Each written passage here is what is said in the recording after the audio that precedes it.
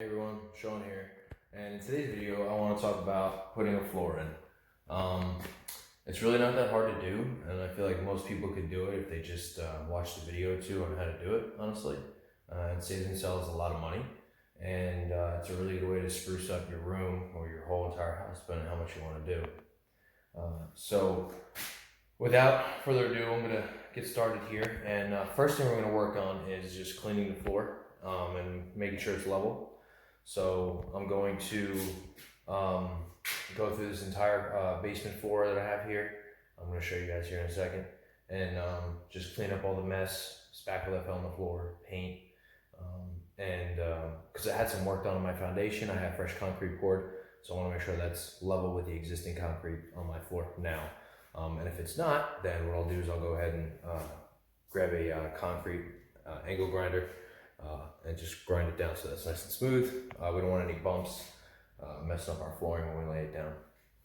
All right, so here's the floor that I'm going to be cleaning up. I already started sweeping a little bit and vacuuming. Okay, you see those white spots and stuff? They're actually, for the most part, they're not sticking up. It's kind of flat, so I'm not really too worried about it. We're looking for stuff that's really gonna mess it up, but a couple pieces of spackle that I have to pick up still, nothing crazy, but it's just, this is all just preparation. Okay, it's a little closet I was doing, just a little preparation to save yourself from having to do it while you're installing the floor. So I'm gonna get done here. I'm gonna mop, and then once I'm done mopping, I'm gonna get my under laminate and my foam for the carpet, the padding, and I'll show you guys what that looks like. Okay, so back to cleaning. Okay, so I finished cleaning, I mopped up, and what you're seeing on the floor now is the under laminate. This is the moisture membrane that is being put down. Honestly, looks like a big black garbage bag, but essentially it keeps the moisture away from the flooring. And the reason why I need to put that in this installation is because this flooring is being put into a basement. Now, normally you would need it if you say we're on maybe second level or something like that, or wood was underneath. But because I have concrete and this is ground level, we have a exposure to moisture. So the red tape you're seeing there is just regular red underlining tape, nothing crazy. You're supposed to tape your seams up.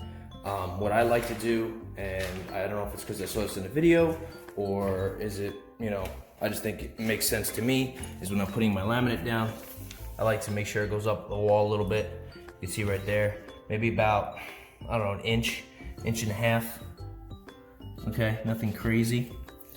I try to do that all the way around because I'm thinking if water's gonna come in, you don't want it to get on top of this because then it defeats the purpose. So yeah, this is the under laminate.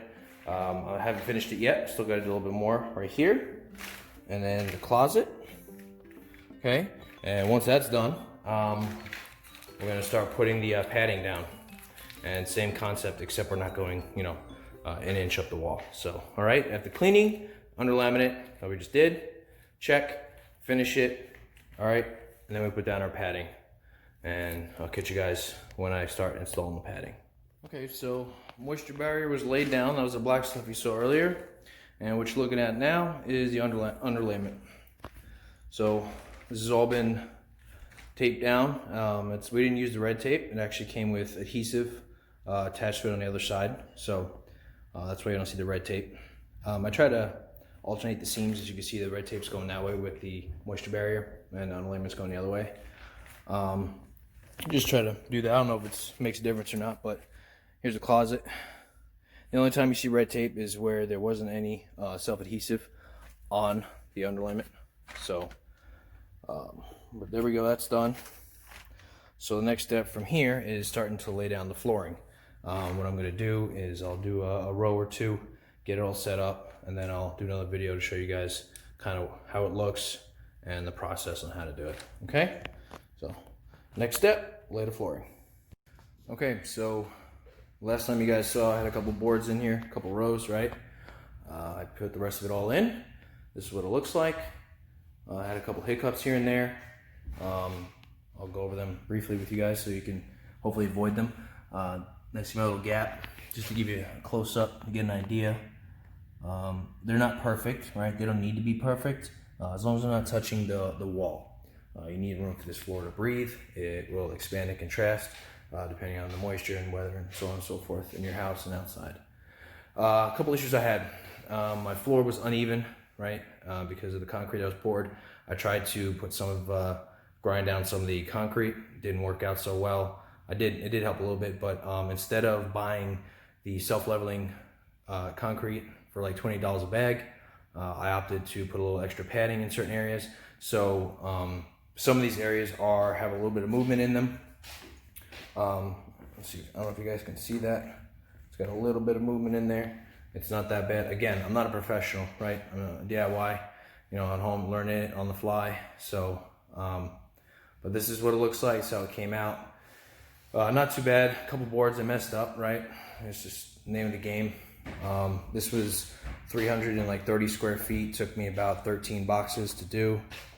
This is the closet. Obviously it's not finished. I still got to put up sheetrock and stuff, so that's why the gaps are a little bit bigger. Take a look right here, right? You still see some of the spacers in there. Don't forget that this is all going to be covered with half-inch sheetrock, and then obviously the floor molding. So, all right, that's basically it as far as the floor goes. I went out and bought myself a new block because the other one got beat up from my previous installation. I don't have that on me right now until I show you guys. One little thing I did over here, it's not tacked in or done yet or glued, but I have a little transition piece. I'll put right here like this. Okay, it's gonna be something like that, right? So this one looks like this. Pretty self-explanatory. I had used it already previously, but it was just laying there because I knew I was gonna put the flooring in. So this piece obviously isn't like perfect fit, as you can tell, right? See, it's got a little bit of movement there, but I have another one, so I'll cut that, put that there. I'm not gonna fill this in with flooring. I got a sump pump back there, so this is like a utility room. So, but other than that, guys, that's basically it as far as the flooring goes. All right, guys, so there you have it. Floor's done, and those are some of my ups and downs that I had. Not too bad. I think it looks pretty good. It's the second one I've done. I did my daughter's playroom, and now I did this room. If you have any comments, questions, leave them below. I'll do my best to answer them. Any kind of flooring that I used or tools or anything like that. I may not have been that descriptive on certain things. If you want some other questions to answer, I'll do the best I can. Or maybe if you're having a problem, I'll try to help you out. Whatever it is. Or if you have a better way of doing something, let me know, because I'm sure there's better ways to do things than the way I did it. So with that being said, if you guys haven't done it already and you like the video, give it a thumbs up and subscribe for future content. All right, guys, see you in the next video. Take care.